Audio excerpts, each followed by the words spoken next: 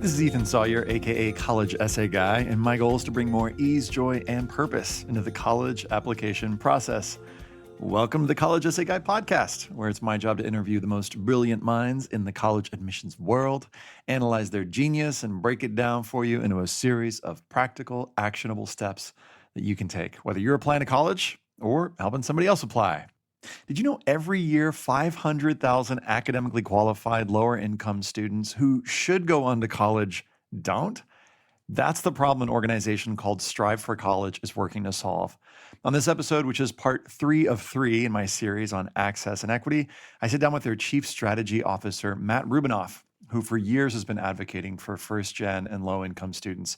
And we talk about, among other things, what's so special about being first anyway, why first-gen students should take a what's in it for me approach, resources for first-gen students and their counselors, including one of my all-time favorite resources, the I'm First Guide to College, which is a book published each year that highlights resources and opportunities available to first-gen students at hundreds of colleges and universities. I think it's a must-have for any counselor.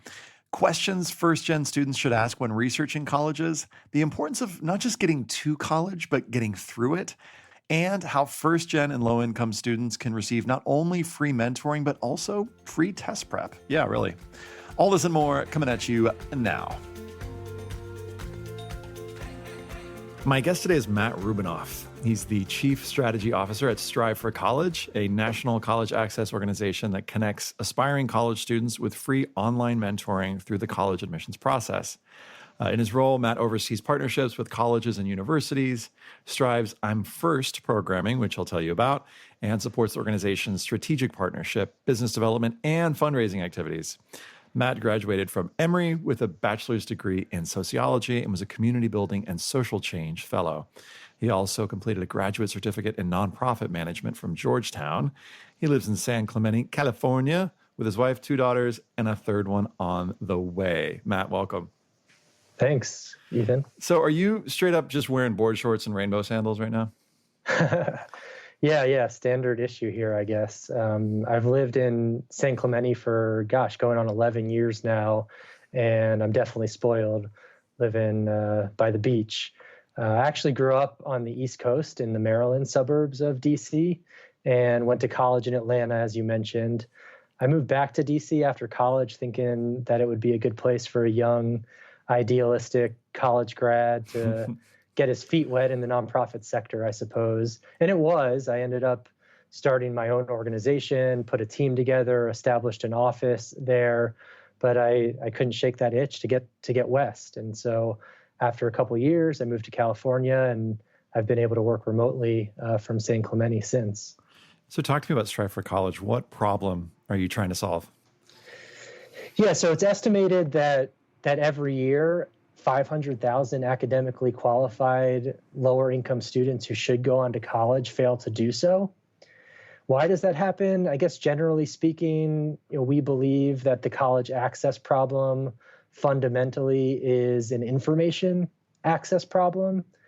With 1 to 1,000 counselor per student ratios in the high schools that are serving predominantly low income and minority students, too many qualified and motivated students continue to miss out on college simply due to, I guess, a lack of access to adequate college guidance and information. But it's, I guess, more than just about getting students to college.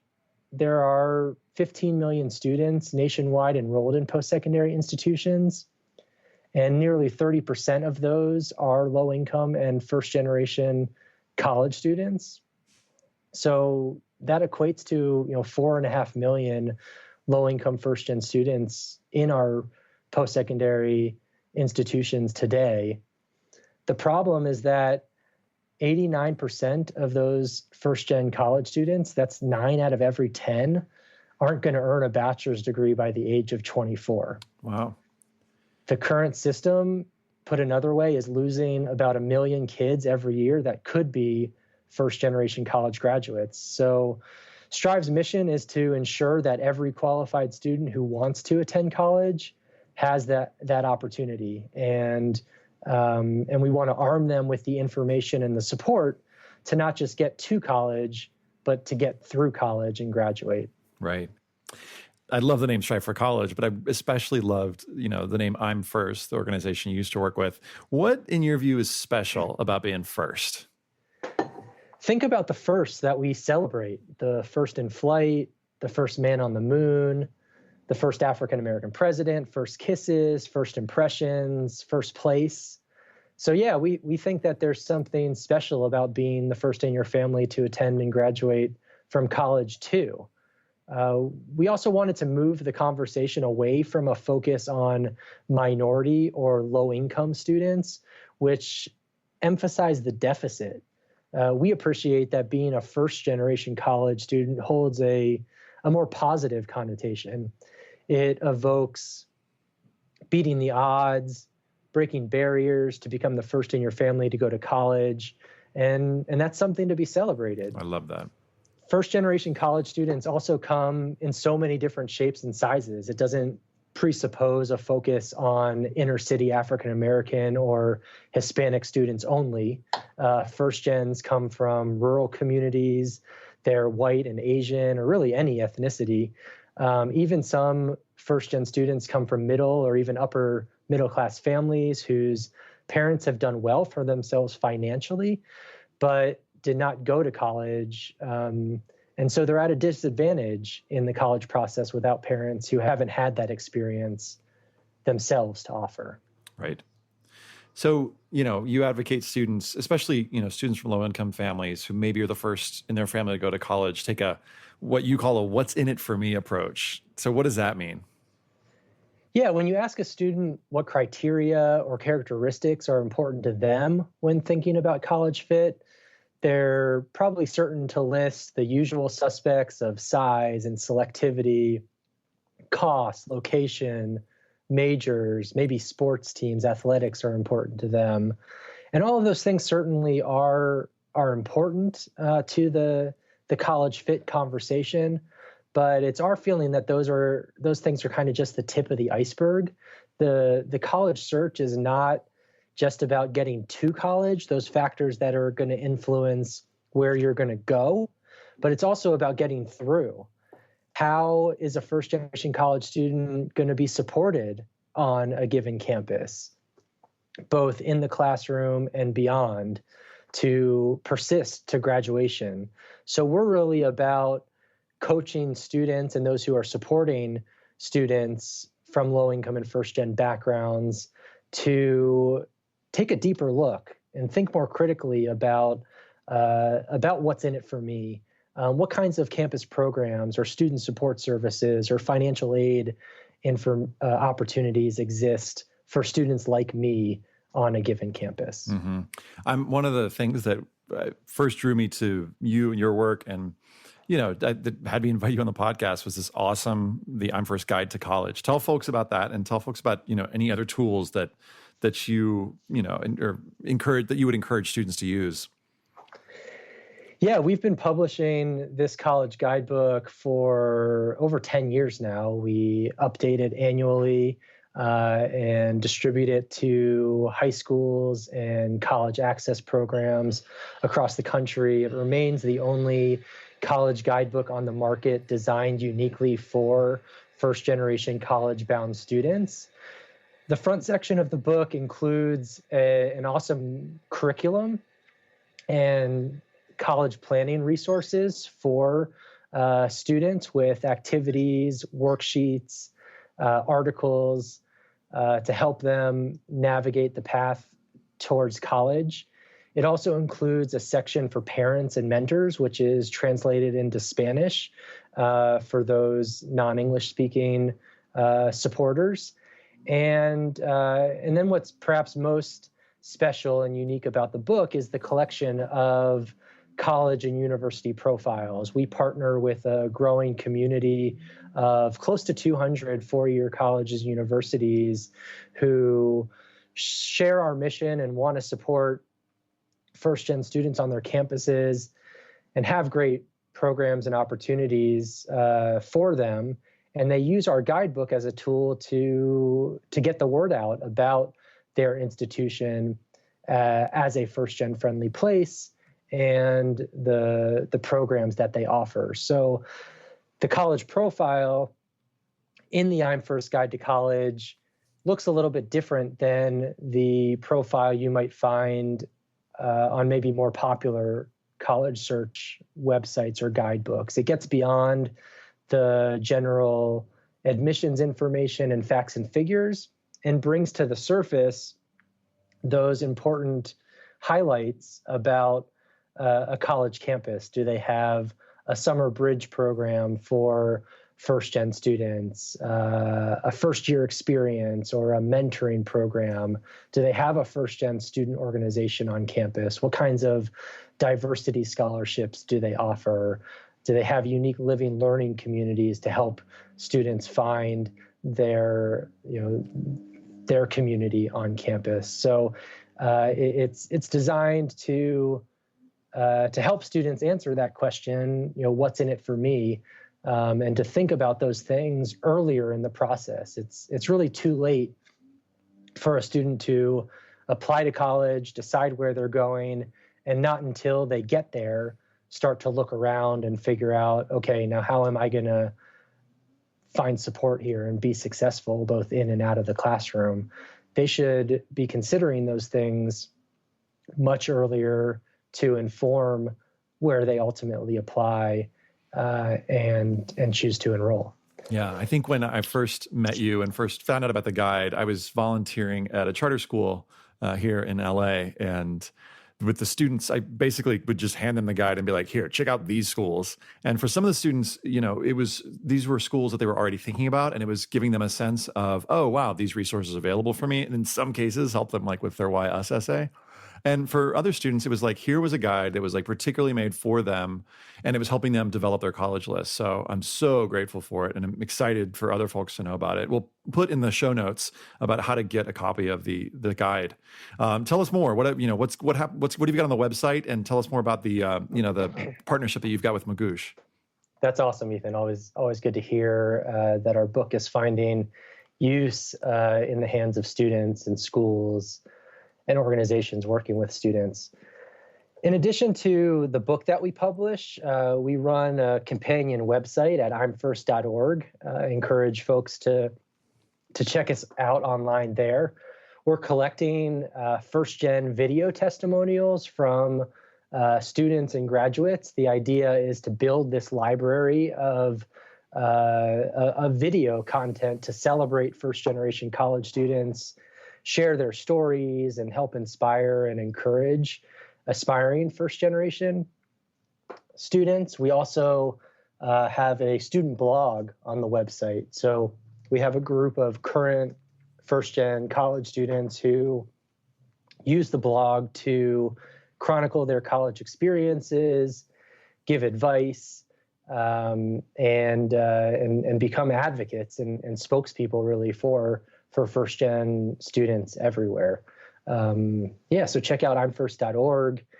And then Strive, as I mentioned, has an awesome free online mentoring platform. Students who aren't finding the help that they need in the college admissions process, whether that's at home or in their school or in their community, can go to striveforcollege.org and sign up to be matched with a dedicated mentor who's available to work with them online through the college admissions and financial aid process. Our mentors come to us from some big companies who sponsor our organization, like Deloitte and American Express.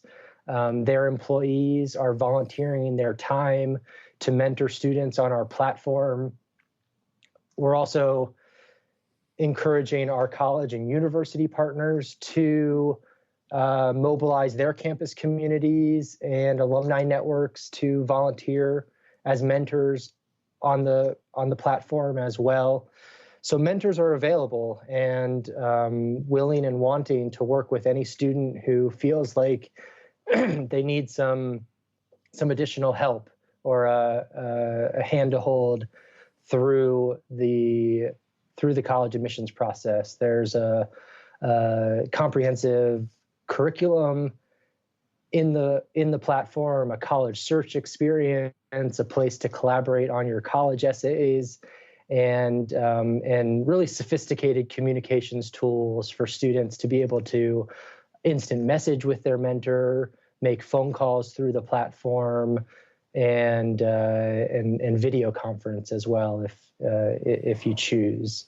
That's rad. Two questions. I'm curious, how many students did you work with last year, if you have a sense of it? And for those mentors, folks who are listening who want to become a mentor, how do they get involved? Yeah, we served about 10,000 students this past admission cycle on the platform, which we're hugely enthusiastic about. We have a very cool partnership with the Common application that is actually referring students to us. We're an embedded question now in the Common App. So when students are creating their Common App account and building their profile, they receive a prompt about Strive for College and can click yes or no on a question about receiving additional information from Strive and being able to connect with a mentor for help with their applications. We've had upwards of 200,000 students say yes to that question each year over the past 3 years.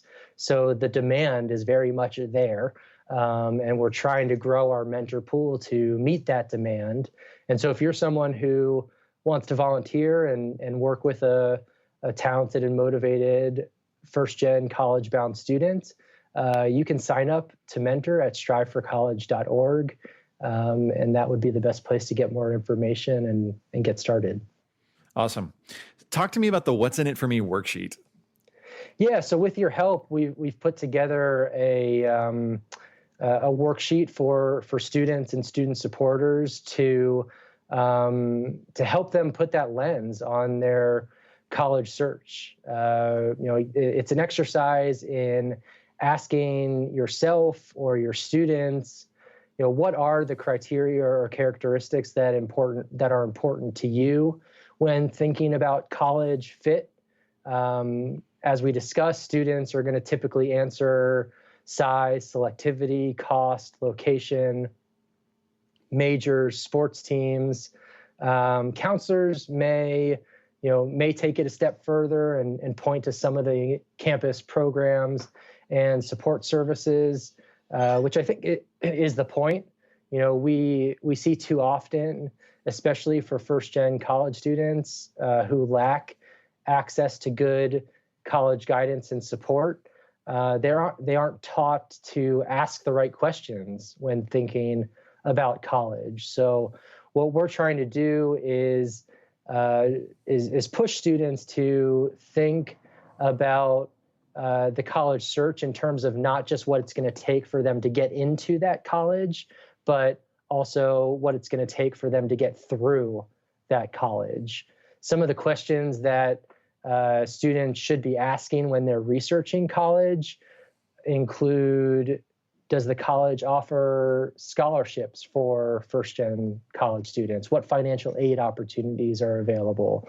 Does the college host a visit program or an open house or fly-in opportunity for a student like me? So this worksheet is designed to kind of just help you and your students, take on that exercise of asking what's in it for me in a given college or university. Awesome. And one of the things, just to go back to the guide for a second, that I really love is that some of those questions are answered through that, right? Through the guide, where it's like, here's a school profile, here are the resources that are available. I love that y'all have helped make that process easier. Yeah, and similarly through the college search tool in the Strive mentoring platform, we're supplementing the data that comes from the college scorecard with program descriptions of important campus programs and support services. So through the Strive platform and the college search tool within it, students can put that lens on and take that same "what's in it for me" approach to their college search. Matt, what do you want first-gen students to know?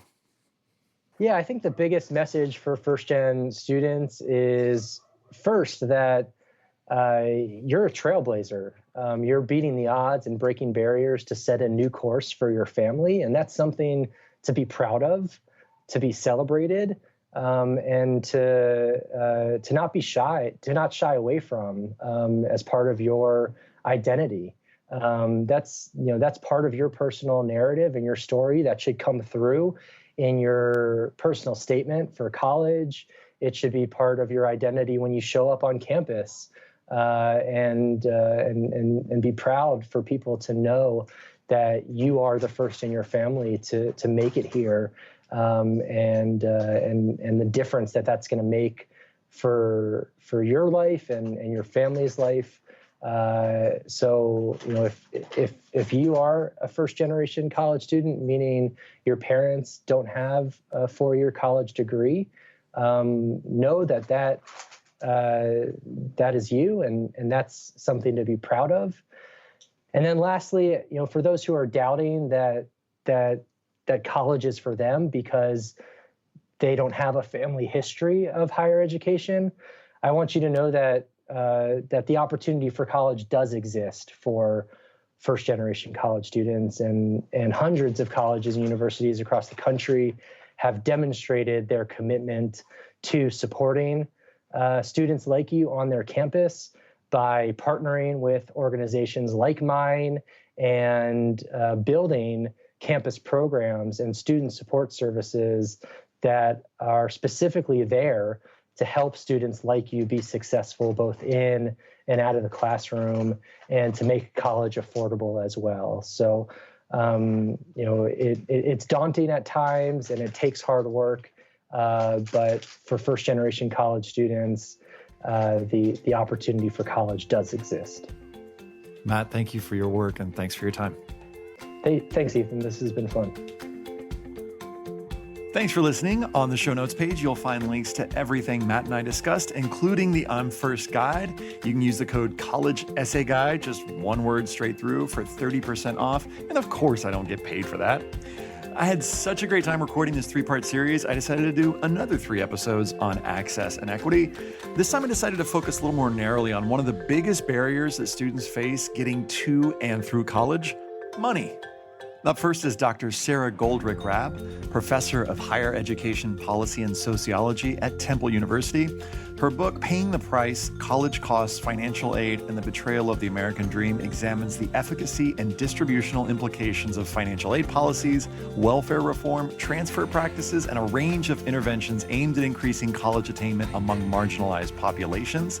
Then I interviewed Lauren Shandoval, a 4th-year public policy student at Michigan, who was recently featured on NPR after creating something called the Being Not Rich Guide, a crowdsourced document offering practical advice to students from low and middle-income backgrounds.